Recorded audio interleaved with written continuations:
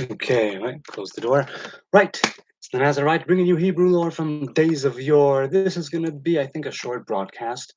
There was one thing, first of all, I thought of, should I just do a short, should I let it go all together? And I was like, no, you know what?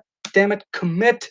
Maybe doing this one time, going live now this one time, even though you may not be that much in the mood and it's late, but maybe this time, this will be the thing that will cause everything else to, right, to snowball and avalanche to the side of good. I feel, as the summer is coming to a close, there's a lot more I want to do. I mean, with summer and in life. I hope that I'll be able to gather and rally myself in dedication and commitment to the things that I know I should be doing. Right then. A little opening prayer, I suppose. I'm glad that I'm here. May end in a moment or two, but I'm glad that I'm here doing it live. So, Angela McKee, who joined me from Christian Homestead's channels, she's a Mormon of the Church of Latter-day Saints. Morning, she says, Latter-day Saints strive to cling. So we were talking about cleaving, right? Moses tells the people to cleave unto God. I spoke of the I gave the back and forth on a man cleaving to his woman, people cleaving to God. And so she says, Latter-day Saints strive to cling to the iron rod, which represents the words of God to resist temptations. The iron rod leads to the tree of life or the love of God. Are those interchangeable as far as you're concerned? Or is that tree of life the very one of Eden?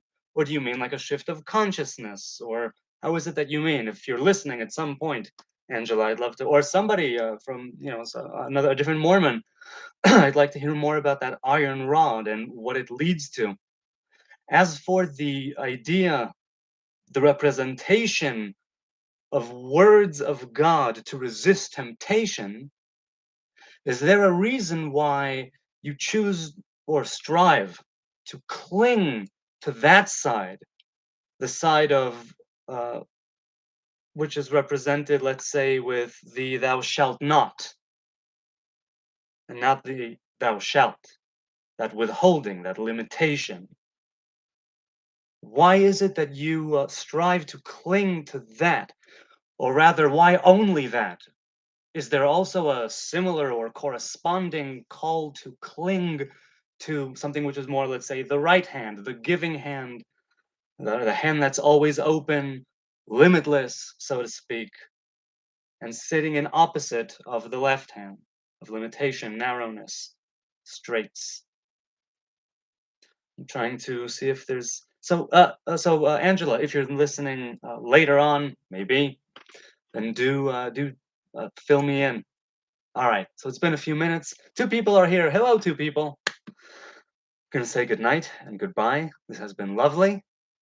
It's just my opening thoughts on that comment by Angela, but that's simply where it threw me to. So, gonna say good night. This has been lovely. Thanks to those who joined, those who are watching later. I appreciate your time, your kind attention, be it a few minutes or 4 hours. It's lovely that you're here with me. It's wonderful. Thank you. Cheers. Let's have a good week.